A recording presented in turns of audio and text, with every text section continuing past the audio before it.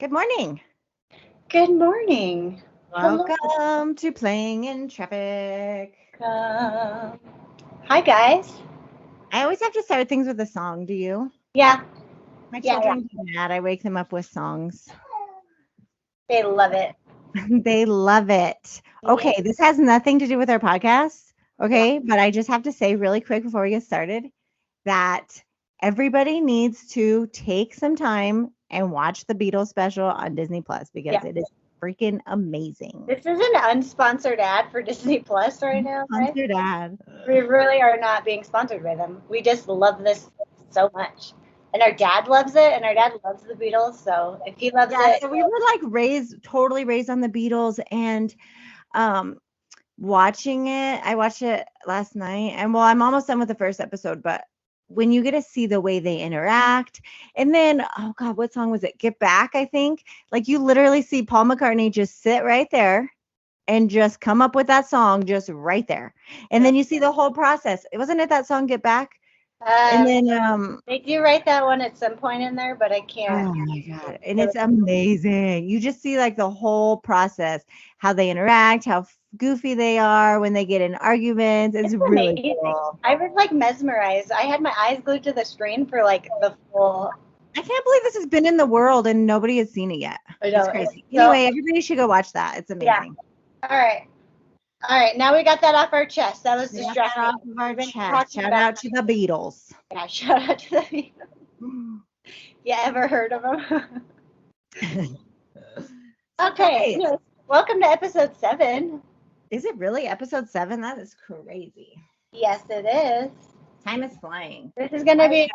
be. This is gonna be a good one, guys. So, um, So, you guys, I have to say a lot today because one of the things that I think that people coming out of these kind of groups still having a hard time with the C word, guys. Still having a hard time with the C word, but I'm trying.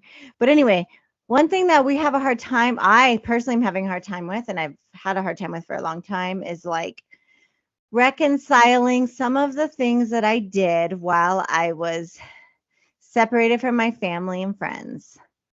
And because you sort of have this cult identity, you find yourself doing things and accepting things that as a normal individual person you really wouldn't, but because you're under the influence of that groupthink and the mind control and all those things that we've talked about, um you just do things that you normally wouldn't do. And I feel very sad about a lot of things that happened. And so I just want to address some of those things today, you guys. I have a lot of things inside. And like I said, I'm ready to get it out and purge it out and say all the things I've ever wanted to say to everybody. oh, you're But so first, some beautiful. hits from the bong because it's going to be a one. Tony loves this part. This is Tony's favorite part of the podcast. Yeah, we couldn't smoke last week because kids were home, but now our kids are back at school. Kids are back at school. It's a little bit easier to record today. Yeah. All right, so today is sort of like an apology letter, things that I feel sad and guilty and sorry for. So like I know people are always like telling me, "Oh, you don't need to feel bad. Like don't feel bad, don't feel bad." But you do. I do. And I know a lot of people coming out of the group do. And so, I just want to take time to like really apologize and really say sorry. And when I was like kind of writing things out and preparing, one of the like patterns that I noticed was the word time. So like I continuously feel myself wanting to apologize for all the time that was missed. Because really that's the one thing that I can't get back. Is like I cannot get that time back. I cannot get back all of those Saturdays, all of those Saturdays of my life, all those years. And do you guys know how many important things happen on Saturdays? A lot of important things. Most of the things happen on Saturday. Most of the things, weddings happen and birthdays and barbecues and, all those things happen on Saturdays. And that was, never allowed for me to participate. And it was not even within my thought to be able to participate in those things. So, I really, really, really just want to say sorry to everybody, my family and my friends. I am so, so deeply sorry for missing some of the most important life experiences, and all those memories that we miss. I am so, so deeply sorry. Like, and what really, really hurts me the most is the time that I miss with my grandparents, because we've lost two of our grandparents. Well, really three, because Grandma Barbara. Am I allowed to say their name? Yeah, I think so. Our lovely Grandma Toni and our grandpap, and our Grandma Barbara. And I just, especially my grandparents that live far away, because we have family in South Carolina that, we miss so much. And when I got into the church, like I said, you can't miss a Saturday. And then you also have service on Tuesday, so you can't miss a Tuesday. And so traveling from Colorado to South Carolina, I mean, just to travel is like one whole day, And where we live in Carolina, where my family lives, is so isolated. Like they literally live in low country Carolina. Yeah. So there are no churches out there. So there's no there are churches. There's plenty of churches, just not yours. Yeah, not the real one, quote unquote. So I could never travel there. I could never go there. There wasn't enough time. And it's so hard to explain, but it's like you justify it in your mind, because you're like, even though I'm not seeing them now, even though I'm missing all these important things now, in the end, they're going to be blessed because of everything that I'm doing. Does that make sense? It makes So it's like, even though I'm not seeing Grandma now in this lifetime at this moment, because I'm working so hard and preaching and doing all the things and being so obedient and, doing God's work, then eventually she's going to be blessed in the afterlife. So it's all worth it. Huh. That is illogical, but I see where your behavior was. Like you doing the thing, like, does that mean that your brain would create grandma in your brain? Did you think that, like, grandma, because you love grandma, that she would be in your version of heaven? Yeah. So like even though she didn't hear the truth now, truth, quote unquote, like God would allow her mind to be opened in the future, or like even in the afterlife, God would allow her mind to be open and she would be blessed because of my actions. Do you know what I mean?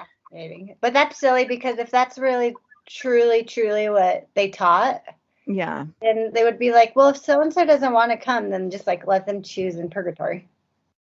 Yeah, they didn't really, it's not really a purgatory. It's hard to explain. Or, the word for that space between heaven and hell. Right.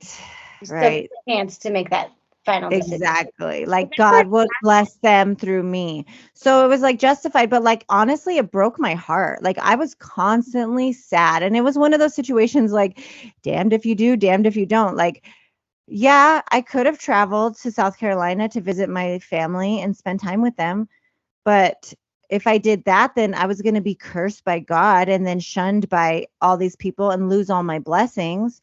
So it was like, either way, I'm going to be, screwed. Toni, I know this is not the point of this episode. That's fine. That happens. And we can circle back to this, but I'm so confused. Mm-hmm. So if someone dies, just because you went to the church, they are already blessed, or they have to then be presented with the opportunity? Well, it depends. To make the choice for themselves. Or you just, like, let's say theoretically, I'm an atheist, I never believed in it, but I die, and because you believed in it, I get stuck going to your shitty heaven. Hey, the heaven is not shitty. Okay. I mean, it's not filled with planets and stars and galaxies. Yeah, so is our real world. Yeah, I know. So anyway, yeah. You know what I'm saying? Like that's like, okay, I'll be like thinking about that at 3 a.m. We'll circle back to that. We can talk about it. It's like, even though they may not receive the truth now, even though they, because I told Grandma Toni about the church all the time. She thought it was really weird. She was like, why are you in that Korean cult, Toni? And like, I almost got her to come to a Bible study once, but then she didn't come and I was really sad and mad at her. Anyway, way off subject. But the point is like, even if she doesn't accept now and then she dies, this is an awful way to speak. Okay. I'm not, but even if then she dies without receiving the quote unquote truth, then maybe God will allow her a chance again. Maybe God will like preach to her in the afterlife or like allow her to accept. Well, that was my understanding. So I was like, I'm just going to keep working really hard. That way, no matter what happens, my family can be blessed. And so that was like my rationalization of it. Like, I don't know if it was really the church's doctrine or not, but like that was my personal rationalization, because honestly, I was afraid of like being shunned. I was afraid of like losing my position, because it also is like an ego thing, right? Like I had worked so hard. So it's like, I cannot be a bad example. If I do that, how many members will fall away? How many other members will think it's okay to travel and miss the Sabbath day and miss preaching meetings? This also sounds a lot probably how people who like spend their early life like really working so hard and kind of abandoning or doing anything, right, that like takes up all of your time. Right. And plus there's like this doomsday element. So it's like you're constantly like, oh my God, Father is coming soon. There's no time. I don't have time to waste a whole week to waste. I don't have time for that. Like Father could come then. You guys, and I really want this to be an apology. I don't want this to be like, this is why, this is my rationalization. No. But I do want people to understand like why, like how these thought processes are happening. Do you know what I mean? This is an apology letter. I just got sidetracked by that theology because I had never heard of that before, and that really, those are the details that really like confuse me and get me like, wait a second, what? But it's like, even though I rationalize it in my head, like it still hurt me so much. Like every time you guys would go to Carolina, I would feel so sad. Like I miss my granddaddy. So, I mean, I miss all my family, but like my grandma Toni and my granddaddy so much. Like, and now time has passed and like they're older and grandma isn't with us anymore. And like, it just makes me so very sad. And I do hope that they know how much I love them, and like that I wish that I could spend all the time with them, and that it sucks being so far from them. Yeah. And like another thing that really I feel so sad about is that my husband's grandpa died, and we just call him grandpa. And he was very, very Catholic. My husband's family is very Catholic. Well, was raised Catholic, and I did not go to his funeral because in the Catholic, well, one of the things that, we learn at the church is the Catholic Church, not the Catholics, the Catholic Church, you guys, is the worst, is the Antichrist. Yeah. Is like the one giving the mark of the beast. And like, that's something that's ingrained in you from day one. And so you're literally, like we talked about before, like a phobia, like you're terrified of the Catholic Church, terrified. Anything that has to do with the Catholic Church, you're like really, really scared of it. And I had my baby at that time, and I was so scared to take him because I didn't want him to receive the mark of the beast. Because we were told like the Catholics are the worst, and like they have a service during their funerals. So like if you go there and you participate in that funeral, that you're receiving the mark of the beast. And so I was so scared, and so I didn't go. Like at the last minute, like I was like panicking for days. I'm like panicking in my body and just getting so scared and just like, what am I going to do? Just like having this total conflict of consciousness, like, what am I going to do? Yeah. And finally at the last minute, I think it snowed or something, and I blame the snow, but it was really because I was scared. Yeah. But on it. And so my husband went, I mean, it was his grandpa, his grandfather, it's my mother-in-law's dad, like that I love so much. Like I loved him so much. He was one of the smartest people. He's like grandpap, like so smart. He was in the Korean War, and we always talked like politics and everything. And this was kind of when we were just starting in our church. And so you know, we didn't really have a lot of time to talk about it, with him. But anyway, I felt like from that moment on, like my mother-in-law was really hurt by that, and I completely understand why. I totally understand that. And I always felt like that sort of like caused a little bit of friction, Mhm. because she didn't understand. And I don't blame her. Like, I would have been so offended, I would have been so offended. And it was so wrong of me not to go. And I just want to cry because I really miss him a lot. And like, I loved him a lot. And I love my husband's family a lot. I love them all so much. And like, I would never want to offend them or hurt them or like make them think that I didn't appreciate grandpa, or do you know what I mean? Yeah. I think as you do these, Tony, Oh, so you sad. should take a deep breath and blow it out. Yeah. Say like, okay, I I'm can't gonna hold drink my tea. I Yeah. can't hold on to that for forever. I know it's true. And that's why I want to do this, because I do need to say it. I need to say it and I need to feel it. Like, Yeah. that was so fucked up of me. And I am so deeply sorry that I missed that. Like, that grieving time, like I never got to grieve a lot of things. And I never got to grieve with family because, just no time. Yeah. But there's unfortunately in life, you can't go back and change anything. And so all you can do is let it out and then say, okay. Right. That's why I just have to get it out and just say it, Explain, right? Like, explain what? yourself. That's just kind of like what we were talking about. Is like, we don't talk about shit. Like, nobody says anything. And so like I'm breaking that cycle. And I just want to say I am sorry for all these Yeah. things, right? Like,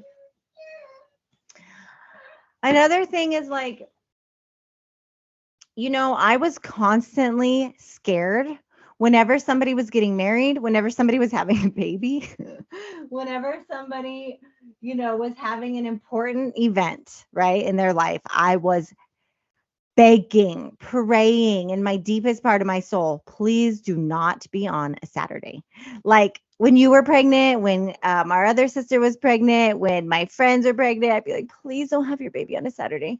Please do not have your baby on a Saturday, because I knew that I would not go. Same thing for funerals. I was like, please do not be on a Saturday. I mean, I probably would not have gone. And I really wasn't, I don't think I was confronted with a funeral, but weddings were constantly on Saturdays. And I miss so many weddings, like dear, dear, dear family friends, that I love so much. I don't know if I'm allowed to say their names, but I don't know. Can I just say the 1, 2, 3. beep? Okay, can't say that name. Anyway, okay, let's say the A's family. So we grew up with this one family that babysat us when we were growing up. And I was best friends with the older sister. Lindsay was best friends with the younger sister, who has the same name as her. It's hilarious. And then twin brothers. And we were like siblings, really. We were like siblings, right? And we knew each other since like before kindergarten. And they're like, yeah, they're like siblings. They're like dear, dear, dear friends. And when I was in the church, so many of them got married and had babies and had all these life experiences, and I missed out on all of them. And that makes me feel so, so, so sad. And so every time I would hear about something happening, I would just feel so sad and feel so guilty and all that. And you know what? Did you know that I actually wrote a letter to the mom, the A mom? You know who you are. Oh, I think did you mail it to her I mailed it to or put her, it in and her I was just mailbox? like, I love you so much, and I want you to go to heaven with me. And North Korea is going to kill the whole world, and you need to be saved. Oh my gosh. I do. Do you want to talk about the older sisters brief? Or we could ask her if she wants to come on and talk. Yeah. So actually, my best Or friend growing up was Kelly. Okay. And I'm just going to say her name. And she actually got baptized around the same time that I did. And so she also has a similar experience with me. Not similar. She got out really fast because she was really scared about the holidays. And I don't want to say her story for her. She has her own story. But anyway, what was my point? her baby was a little bit older and had already celebrated like a few Yeah. Halloween, a few Yeah. Christmas.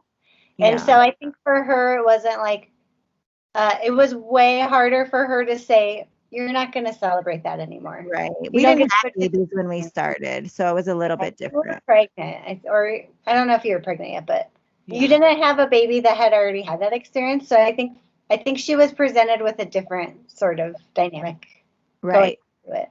She might actually come on here and talk. But Yeah. Do it, girl.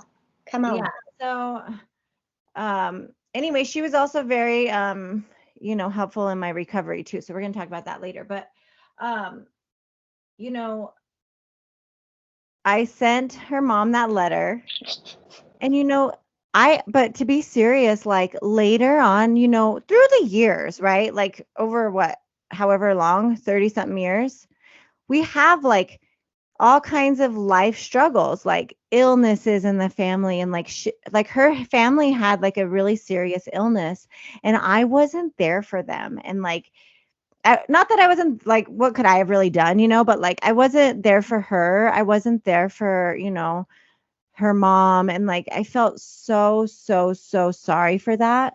And like, I just want them to know that the whole time that they were going through that hardship and like all those struggles, I was constantly praying for them. Like, they were constantly in my mind, in my heart, but like, I wasn't there for them. And so I do want to say that I am so sorry for that, because like, where the hell was I?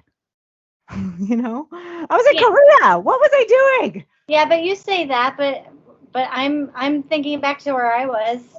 I don't think anybody in retrospect is ever as supportive and present as they hoped that they would be in those situations. Right. I think that everybody can look back at their lives and say that at some point, right? Like if I was who I am now, I would have handled that situation totally different. Right. So part of that is just give yourself a little bit of leeway. I mean, I know that this is part of your process, but it's also just like the human experience of just like, man, I really wouldn't have done it that way now. But I know, but it is stuff that I just want to say, Yeah. It is stuff that I want to say. And like, I do want to talk about one ridiculous thing that I specifically want. We should ask Mama Uh-huh. if she still has a copy of the letter. We should. That would be hilarious. That would be so hilarious. Let's ask her. Make a note, okay? Let's know what your version of Mommy A. Mommy A. Oh my God, I'd be so embarrassed. No. It's embarrassing. Like, that's another thing I want to apologize for. Like, I am so sorry that I was so freaking awkward. Like, every time that you saw me, everybody, family, friends, coworkers, you guys, I was so awkward because you literally, like we talked about, you get a cult identity. So you like talk different, you think different, you dress different, and like you're totally different than society. And like, you get disconnected from social norms, and like social styles. So like, I just had my style of the church. And so when I would see like the style of the world, I'd be like, whoa, that's really weird. Like you guys, the other day I wore a bikini for the first time. Did I tell you this? And I felt like so free, and like, because that was never something like, you couldn't even really show like your arms, like your armpits or anything like that. Like tank tops. I love tank tops now because I could never wear them before. But that's what I mean. Like, I was so socially awkward. And so I am so sorry. I remember one time, it was actually, okay, Kelly's son had a birthday right when I was getting out. And I saw her cousin who I hadn't seen for so long. And I was literally trying to have a conversation with him, and my brain was not working. I was forgetting words. I was being so weird and so awkward. And he was just probably like, what is wrong with this girl? And then you start like getting scared because you're like, oh my God, he thinks I'm weird. Oh my God, I'm weird. Oh my God, why am I so weird? Oh my God, why am I so awkward? And then you start like getting social anxiety and like having panic attacks because of how awkward and strange you are. Yeah. It's just crazy. So I'm so sorry about that. I feel like I'm finally like getting back to like, maybe baseline normal. I don't know what's normal for me, but anyway, it's kind of hilarious. So sorry about that, guys. Sorry about that, y'all. Okay. Anyway, back to this is a very specific one. Well, I number one, I just want to really apologize to my grandparents and really apologize to my parents and to my husband's parents. like, I am so sorry. I put you guys through so much, like so much worry. There was at one point, you guys, I think that my mom was afraid that I was going to like try to sell her house and give all the money to the church. She's never told me that directly, but I think that that was a rumor to be true. Is that true, Lindsay? I will confirm the rumor. Mom Yeah. and I were going to take your name off of the house and put my name on it. But listen, I swear that was never in my thought. But you guys, that's how scared my mom was. That's how much anxiety and stress I gave my parents, like thinking that I was gonna like do some shady stuff like that, and that's so sad. So I'm really sorry that I ever made you feel like that.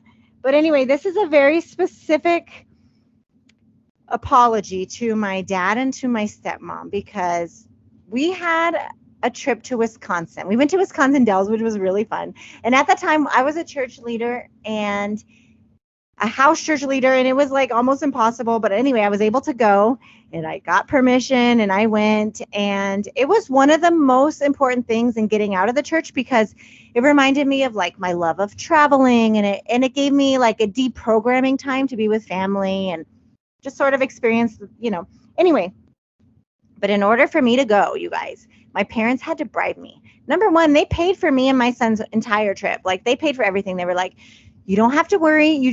Sorry, did you not know that? Your face. No, I was going to pretend I didn't know that, but I'm sure I knew that. Yeah, how unfair, because they have other children. They didn't pay for all them, but. It's fine. We're grown adults. I tried, you guys. I tried, but I didn't have a job at that time. So anyway, so then we went. Oh my God, we had the best time. But they were like, we'll pay for you. And I was like, guys, I can't go. I have to keep the Sabbath day. And they were like, we'll take you. So I look up the closest church, you guys. I think it was in Milwaukee. And it was like a 2-hour drive, maybe 3-hour drive away. And I had to be to the church by, I think, 9 a.m. for service. And they freaking took me. They rented a car. They took me and my baby. And so we had met like all of our family from Indiana, from California, all of our family. It was like a big reunion. They took one whole day out of their trip. And you guys, I couldn't just like go to the church for like an hour. I had to go for the whole Sabbath day. So they dropped me off at like 8 a.m., 9 a.m. And then they picked me up at like 8 p.m. And me and my son stayed all day in the church. And we had a lovely time, you guys. We had a lovely time. We met lovely people. We had such a great time. But my dad and my stepmom just had to sit around and wait for us. And they missed a whole day with like my grandparents and, my aunts and my uncles, and the whole reason that we were there to go have fun, and they just had to stay and wait for us that whole entire day. And they did that just so that we could go on the trip with them. That was very nice of them. Oh my God, that's like above and beyond. Yeah. And I was so thankful at the time, but like now I am really, really, really so thankful, because without that trip, I don't know. Yeah. I don't know that I would have like remembered, outside traveling and life and things like that. And just like that, like patience the family had with me, and like that compassion, and like willing to do anything in order to like, have us around. That was really, really, without that, like I would still be in there. Yeah. So I am really sorry, you guys. And thank you so much for doing that for me. One more unsponsored plug for the Wisconsin Dells, am I right? Oh my God, that was so much fun. Dude, that place is crazy, because I've never heard of it. I would never have heard of it since. It's like this magical water park town. Hidden. It's so much fun. Go to Wisconsin Dells if you can. Yeah, but just like that experience of being connected, and like, like we talked about before, just kind of like pausing, and like getting out of that routine was so incremental. It was one of the slow parts of the process. And like, I just can't believe that they did that for me. That was so nice. And let me tell you, like most of the church members' families would never do stuff like that. Like, yeah, people are not that understanding, but thank goodness, like our families are so awesome and so supportive no matter what happens. Other weird thing is like we had our church in the wedding, and it was very strange. It was also very weird. And like our moms had to light these candles. I freaking loved my wedding. I will just say I love my wedding. It was strange and it was interesting, and it it was different, and everybody's gonna remember it, but I do apologize. It was so Oh, weird. And my mom and my mother-in-law had to get up on stage and like light a candle, and I don't think that they were really comfortable with that, but they did it anyway, and they were so supportive. And like, our children's baptism, our son's baptism was really weird and strange, and you guys still went and supported, and so that was really cool. there was a whole debate between all the women because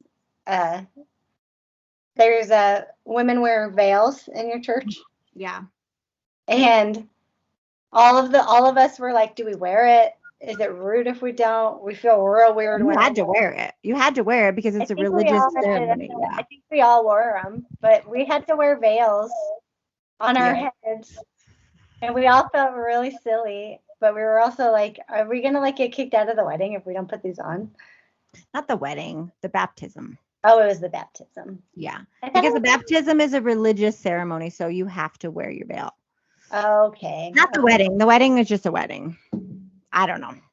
But yeah, you guys, sorry about that. But anyway, thanks for coming, y'all. Everybody who was there, we had a really fun party and we had a really fun time. But you know what? I just found out. I don't know if I even told you this.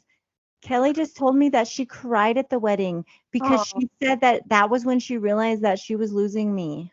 Oh. I know. I must have been acting so crazy. Hey, I lived with you at the time. I do remember like the church people coming to the after party, and I was just like so starstruck by them. Like to me, they were kind of like celebrities. Yeah. Because they were all like the quote unquote leaders, the people that I wanted to be. And they were coming to my wedding party. And so I was like, oh my gosh, like I did spend a lot of time with them, and I felt so sorry. I'm so sorry, you guys. Don't be sorry. I remember. I just remember like my uncle setting up a tent, and then like one of the main church people that I really love, the one who brought me, he was like, hey man, let me help you there. My father was a carpenter. And I was just like, oh my God, what is happening right now? Because he's talking about Jesus, how Jesus was a carpenter. Oh my gosh. Anyway, back to the story. You guys, I want to talk a little bit about my loving husband. There's some things that I want to apologize to him for, okay? I want to apologize to him. Well, number one, for like thinking of him as a brother. So you guys know that we were as a spiritual family. Lindsay's laughing her face off. We're a spiritual family, right? So like not at first, but as time goes on, especially as you become church leaders and like you have no privacy, you have no time for each other, you're not really like dating, you're barely seeing each other. Like we would probably see each other for like 2 hours a week, like solid. Like if we see each other, we would like see each other like in a group context, and like men and women are very separated there. And so it wasn't like, we would like sit next to each other and hang out a lot. So anyway, I'm so sorry, husband, for for treating you and thinking of you like that. Like in my, like how we talked about how love is redefined. Yeah. So also like that husband, because you feel like, and I think other really religious people feel like that. Like you feel all filled up with God's love, that like even a husband love, I know it's creepy. Even a husband's love isn't even really necessary. Like it doesn't feel like you really need it, because all you need is God's love. But you guys, you really do. Like you do need a significant other's love. You need your spouse's love and support. And like both of us, we were newly married. We got married in the church. So like our marriage was within the context of the church. Yeah. So I think it's been really fun to get out of the church together and like sort of rediscover our marriage. And like kudos to you guys. You guys are rock stars, because that's really, really hard to do what you guys have done together and stay together. And you guys seem like closer than you ever have before. Right. I think you guys are cool. We've been through some shit together, but it's not easy. Like there were so many years when we were just like so disconnected from each other, Yeah. And all marriages have their struggles and their ups and downs and stuff. Yeah. But anyway, I am so sorry, dear husband.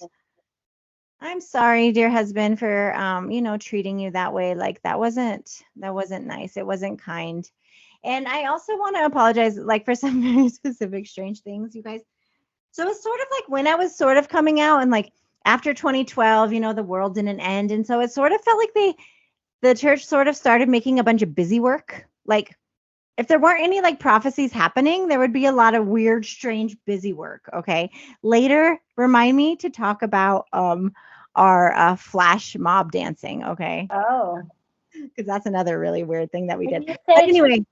When you say 2012, I think of the flash mob on the 16th Street Mall of It's the End of the World as We Know It. Oh, When they did that, I thought it would be so freaking funny if the world actually ended while I was watching the flash mob making fun of the world ending, because I've been talking shit about my sister's church this oh whole my time. gosh. Yeah, that's hilarious. Anyways, Yeah, don't tell me that you weren't like a little bit nervous in 2012. I wasn't nervous. I just was like, wouldn't that be freaking hilarious? You know, the scary thing though is like we were kind of excited. We were like, Father's coming. That's We all got I all of our stuff do. prepared. I mean, not excited in a weird way like we want to die, but excited like, oh, you know, the suffering's going to be over and we can all be in heaven.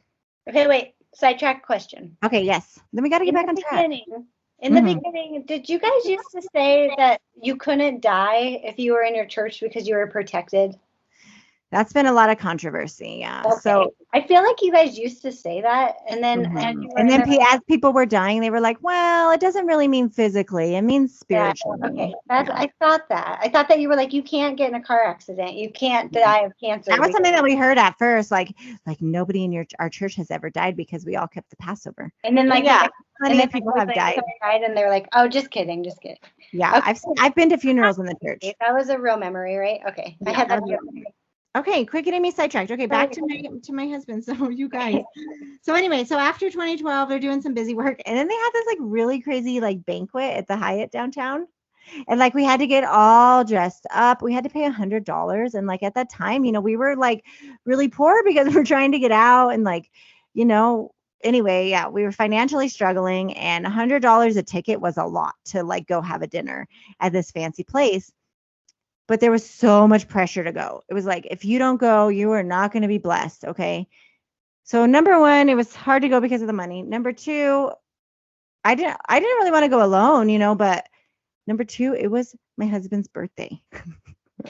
It was his birthday. And like, I had spent the whole Saturday at church, and then that Sunday was his birthday. And anyway, you guys, I went. I freaking went. I left my husband all alone on his birthday to go to this weird ass fancy schmancy dinner. And I had actually forgotten about it until one of our friends reminded us, the friend that might come on as a guest. So I am really sorry about that. My husband and I will never miss one of your birthdays again for any weird, strange cult things. Okay. Promise. I promise. I should have put that in our vows. Oh, you guys should redo your vows, and that should be part of it. Right, right. And you know, I also feel sorry for my baby. I had my baby when I was there. And a lot of like the teachings in the church are about a mother's love. And so like because I was becoming a mother and like experiencing all these things, like that was really manipulated. Like, oh, don't you feel your baby growing? That's how mother feels about you. Oh, don't you feel this with your baby? That's how mother feels about you. So it was like constantly like beat into me. And so like I love when my baby was born, like that was like instant love, you know, like I loved him so deeply. So very much. But like I would do things so that he would be blessed. But like in that short term, he might have had some suffering. And like I feel really sorry about that. Like there are a lot of times that I would leave him to go preaching.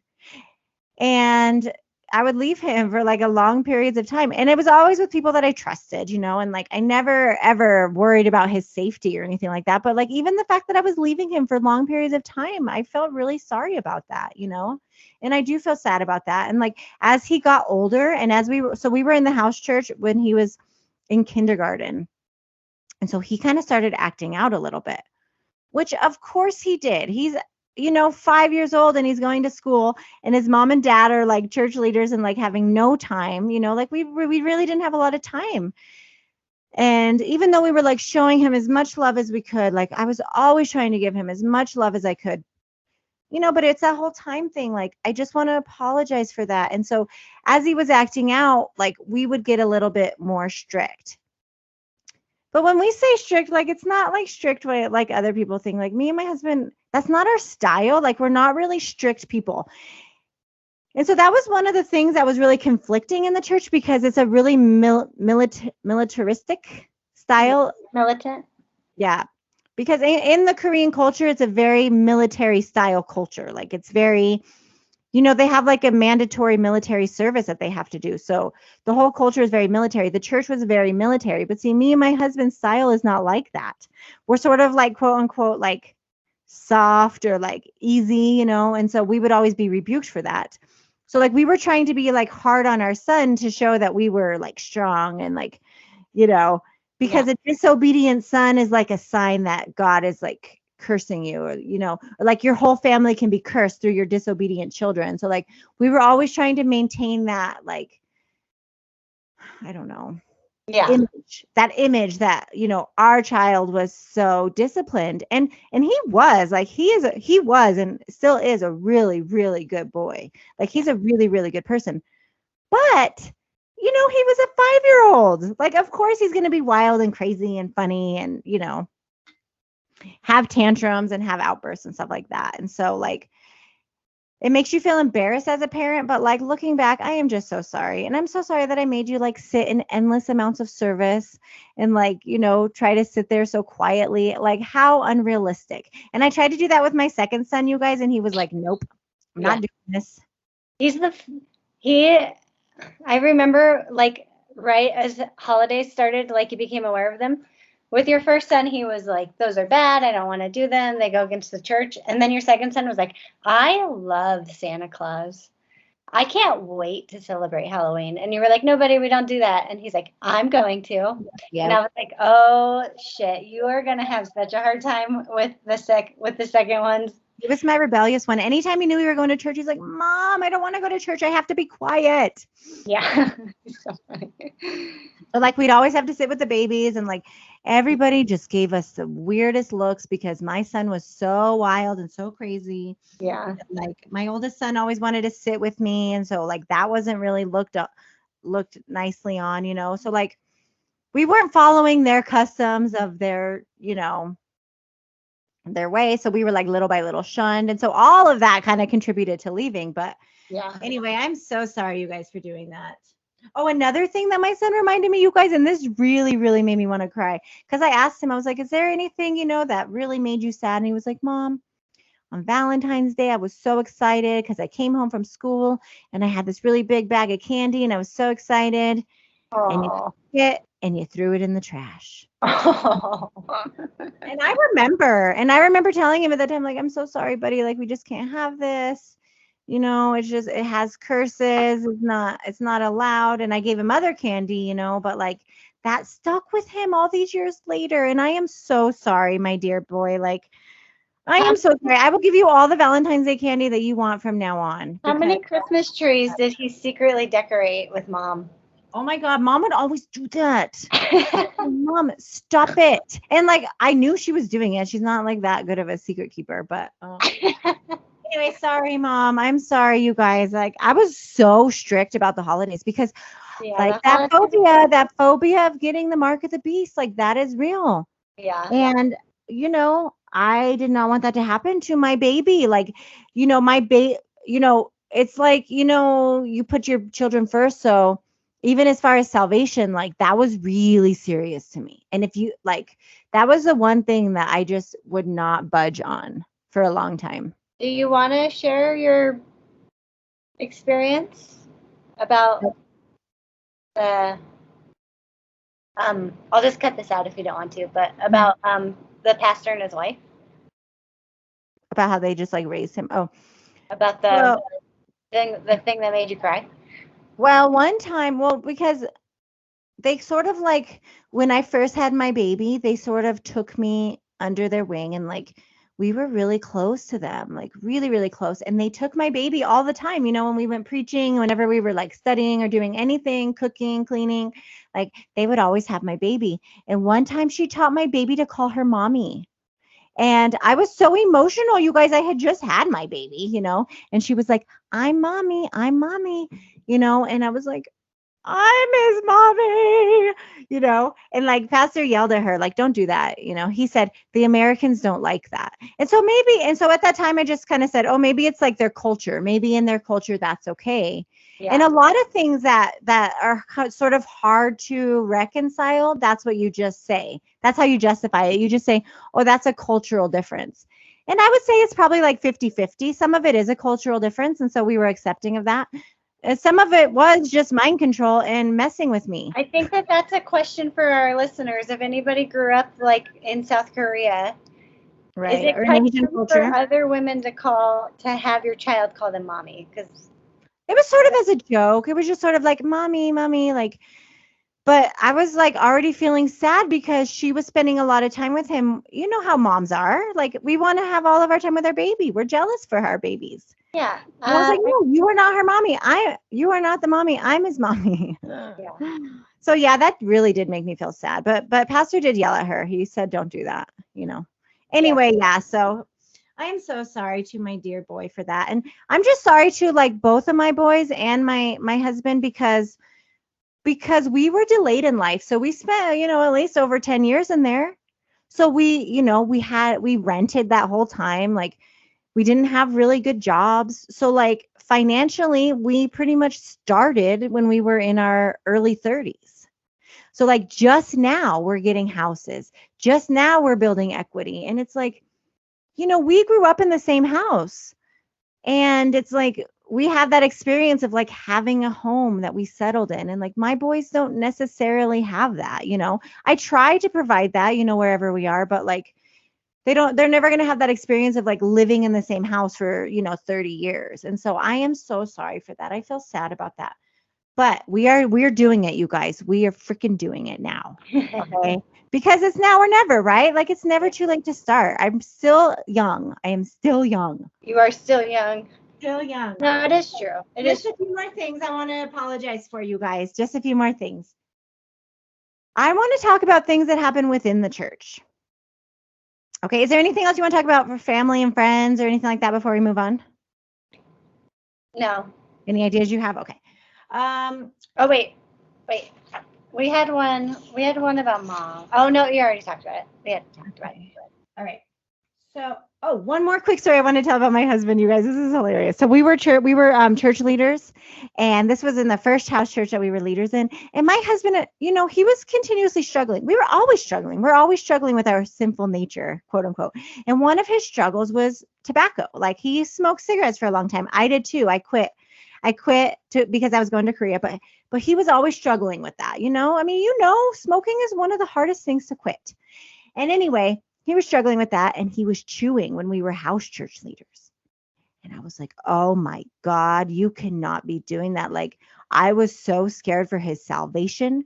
I was scared for the members' salvation. If anybody were to find out about it and like find out what a bad example he was being because he was chewing tobacco, and like he was doing it because he was trying to hide it and not smoke, and he was trying to quit, but like I didn't see it like that. I just saw, I was like, he's being sinful. So do you guys know what I did? What did you do? I freaking told on him. I told on him to a missionary that was like higher than us. And so I told on him, and then we had a big old like church meeting about it, and pretty much like embarrassing him and like rebuking him and trying to figure out a plan of like how to make him stop and like how to cover him up. It's just like, oh my God, how rude of me. I mean, you tell on people constantly. You're constantly telling Does he know this? Does he know that? Yeah. Oh yeah. Like I actually had forgotten about it, and he reminded me, and I asked him if I could talk about it, and he said that I could. Yeah. I think that one day he might come on and talk. It's not that he, I'm more trying to be respectful of him by not sharing, because it's his own story and his own, everybody has their own story. It's not mine to tell, but I cannot believe that I did that. And I am so, so, so sorry. And I just cannot believe that I told on my own husband to another adult. It's just like so ridiculous. Anyway, okay. Let's move on, okay? Because I'm sort of reconnecting with some church members now that have also sort of left. And I want to apologize to them because I was a deaconess. And so over the years, many, many, many, many years, there were so many things that I saw and participated in and witnessed.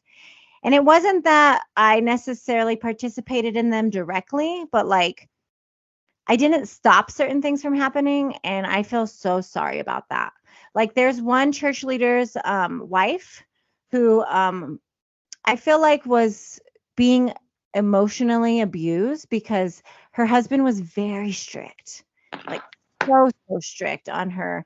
and on her baby. And like, we all sort of like watched it happen, and nobody really like stood up for her. Nobody really like helped her. And I just feel really, really sorry about that. And it wasn't just her, it was many members. Like, you would be in a group of like 50 people and you would just watch them be rebuked like so severely, almost to the point of tears. And then you're not even saying anything. You're just sitting there letting somebody do that to another human being. And it's like, why didn't I stand up and say something? And so I am so, so sorry. And even though me and my husband were considered like, quote unquote, like nice, soft, humble leaders, or I don't know what, not really strict, like there were so many times that I rebuked people and like yelled at them for doing shit and like shamed them and like participated in that stupid like hierarchy of like shunning. And do you know what I mean? Like, Yeah. I participated in that and I was part of that. And like, I can't believe that I would do that, like I was a victim of mind control, but like I also continued that cycle onto other people who were, vulnerable. Yeah. And so I am so sorry to you. I am so, so sorry for doing that to you and for not standing up to you and for creating fear for you. Like, I am so, so sorry. If I am the villain in your story, then I am so, so, so sorry. And like, if you need help, like you can reach out for any kind of help or support or whatever. I have a question for you. Yes, How ma'am. do you feel towards the villain in your story? Like, what are your feelings towards them? I don't know yet. I will say that I'm sort of starting to become angry. Yeah. Another part is like, I also felt like in this episode, I just want to mention that I'm sorry to myself. Like, I want to give myself room to apologize because I'm like, God, how stupid I am. Like, how could I fall for that? I'm so gullible. The person who brought me in, he used to tease me in high school for being gullible. Did you know that? No. He used to like play tricks on me and be like, you're so gullible. Ha ha ha. I can't believe I made you believe that. And he would play these crazy ass tricks on me. But you know what? He's the one that brought me into the church. He So played. I still love him, I love him, but like he played like the ultimate trick on me. And like, but it was played on him too. So like my anger or like my sadness, my anger or frustration cannot be towards myself if I was a victim, but I also don't want to have a victim mentality. Like, Yeah. I want to, sometimes when I'm thinking of these, like, I just want to cry because I'm like, I was so idealistic. I just wanted to believe that the truth was out there and that there really was this magical place where all these cultures and races can live together in harmony and the whole world is going to come together and be one big happy family, you know? But like, that's not real. That's not realistic. It's not life. And like, and that's okay. And so I am forgiving myself. And one more quick story that I just want to tell. Can I tell one more quick story? Do you need to go? No, I'm good. I have a surprise for you after that. Okay. Another apology I want to make, and I'm not going to say names or anything, but like, this always sat with me so bad. Like, there was one church leader who was really, really strict, and she was very young, and she was so hard. Like, and people would cry because she would rebuke them so hard. So one of the girls came up to me and said, she's really hurting my feelings. She's being so hard on me. Like, I can't take it. It's really, really hard. So I went to the pastor, and I was like, like, I'm hearing from a lot of members that this leader is really hard on people. So he said, okay, let's have a meeting. So he brought me. He brought the girl, and then he brought the other church leader in, okay? Oh, God. And I'm the deaconess, and then this girl, she's a group leader, and then the other girl's just a member. Okay, so I go in there, and I am totally caught off guard. I am totally blindsided, because you know what the pastor did? He started rebuking the girl.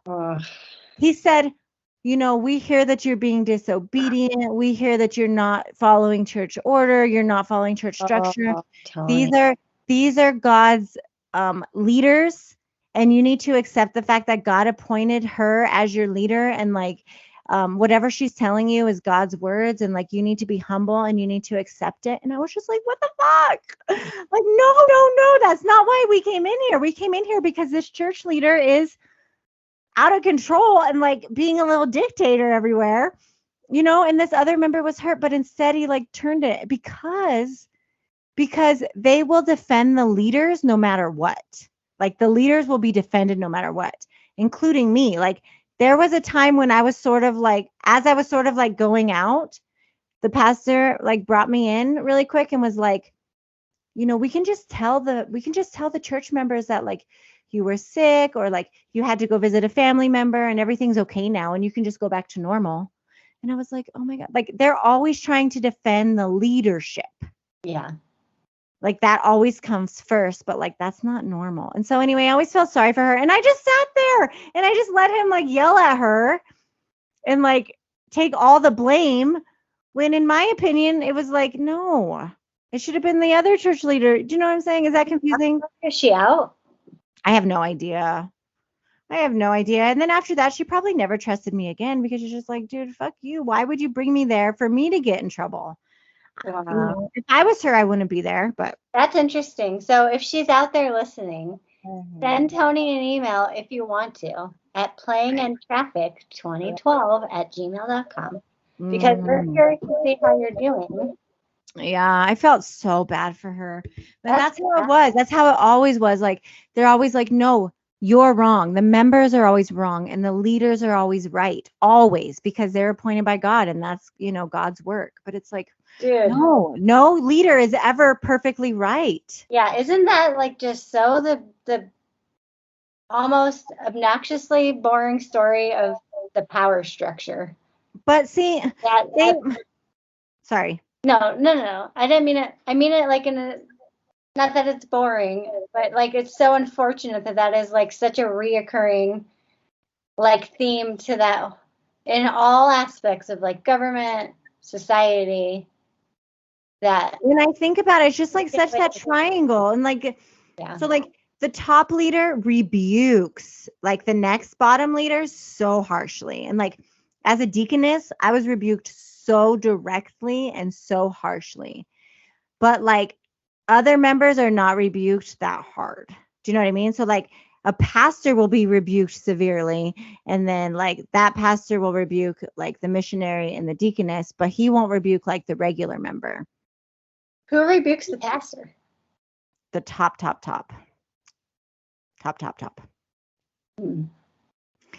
Yeah, so I don't know.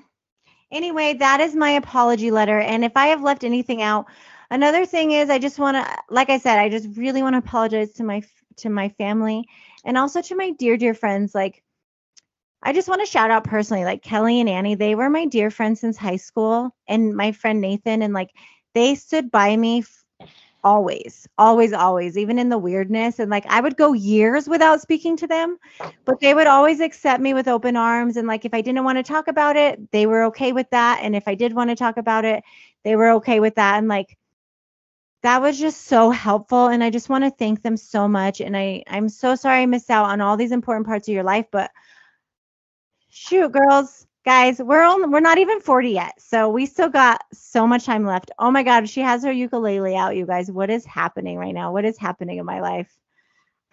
I wrote a song for you. Oh, I love it. Okay, let's hear it. You just reminded me as I'm pulling my ukulele out of a story. Do you remember the first time we saw Joshy for a while? Oh, shout out to Joshy too. I love Joshy. Yeah. So you just reminded me with that list of everyone. Do you remember the first time we saw him after a few years? Yeah, we went to his concert.